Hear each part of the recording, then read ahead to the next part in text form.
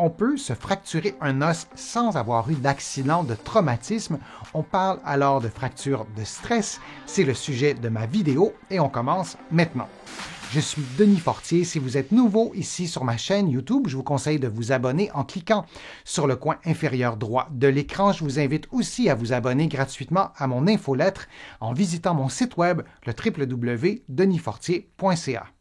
Maintenant, la fracture de stress, c'est une fracture qu'on retrouve relativement souvent chez les personnes sportives, chez les athlètes et chez les personnes qui font un travail relativement physique avec des mouvements répétitifs.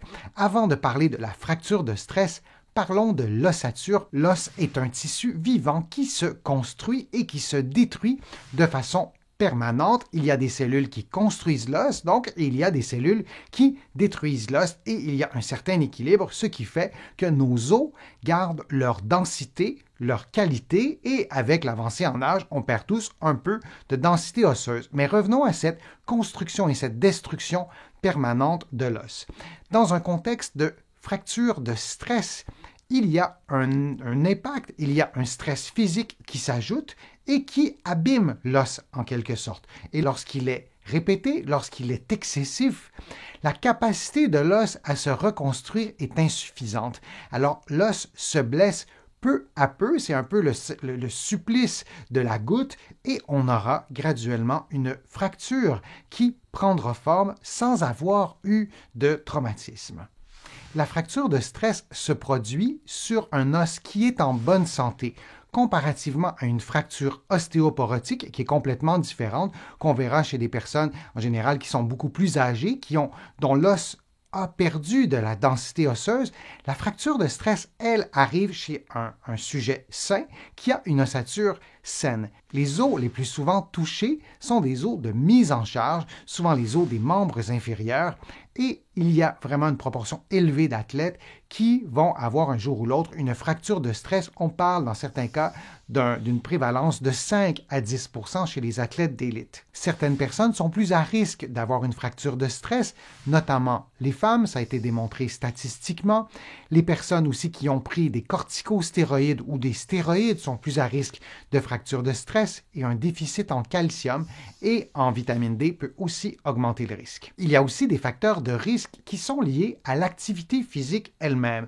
Par exemple, si vous augmentez votre charge d'entraînement trop rapidement, votre volume d'entraînement, l'intensité, la durée, le niveau de difficulté, ou encore vous n'avez jamais pratiqué une activité et vous commencez vraiment trop rapidement, vous pouvez augmenter le stress localement à un endroit précis et avec quelques jours, quelques semaines, quelques mois, vous pourrez augmenter donc votre risque de fracture de stress. Il y a aussi des facteurs biomécaniques. Pour une raison ou pour une autre, par exemple, vous avez moins de mobilité à une région du corps et lorsque vous pratiquez une activité physique, la course, le vélo, peu importe, il y a une asymétrie, il y a trop de poids d'un côté en raison d'une raideur, par exemple, physiologique, vous pouvez augmenter le stress. Alors, il y a aussi des facteurs biomécaniques. Il y a aussi l'équipement que vous utilisez. Si votre vélo est mal ajusté, si vous avez de mauvaises chaussures, et là, on pourrait faire une longue liste d'équipements liés à chacune des activités physiques, là aussi, vous pouvez augmenter le stress à une région du corps bien précise et provoquer une fracture de stress.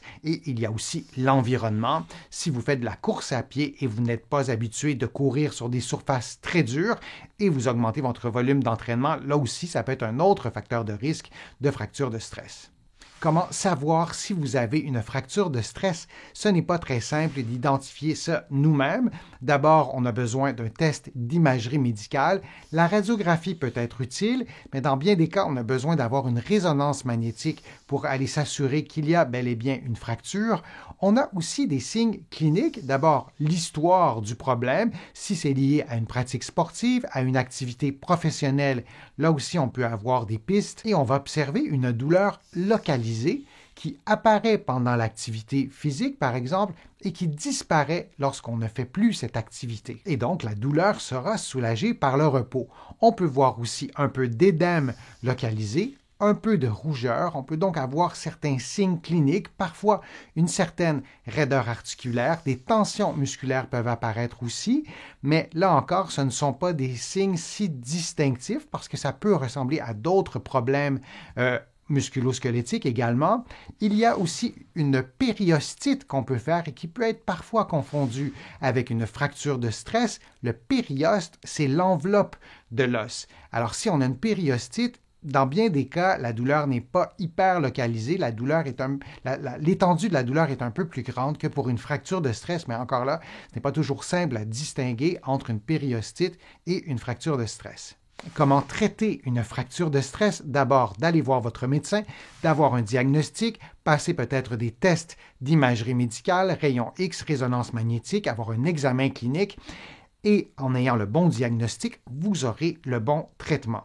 En général, ce qu'on propose, c'est de cesser l'élément stresseur, c'est de mettre fin au stress. Souvent, c'est d'arrêter la pratique d'une activité physique précise pour laisser l'os guérir, et ça peut prendre quelques semaines, parfois quelques mois. C'est important aussi d'aller identifier le stresseur. Ce n'est pas toujours simple de le faire, mais si c'est un équipement qui est mal ajusté, si c'est un volume d'entraînement trop élevé, il faut aussi corriger tout ça et attendre le OK du médecin pour savoir quand on reprend l'activité physique. Et lorsque vous reprendrez l'activité physique, assurez-vous d'avoir une bonne technique pour pratiquer cette activité et de progresser vraiment à un rythme qui vous convient, de laisser votre ossature s'adapter à ces charges d'entraînement.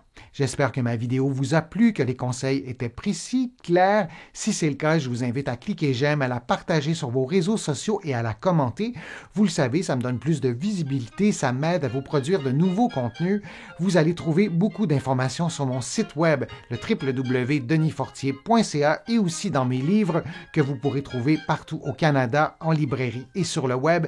J'ai le privilège d'être publié aussi de l'autre côté de l'Atlantique et je vais vous mettre le lien dans la description de cette vidéo aussi pour que vous puissiez trouver mes livres facilement.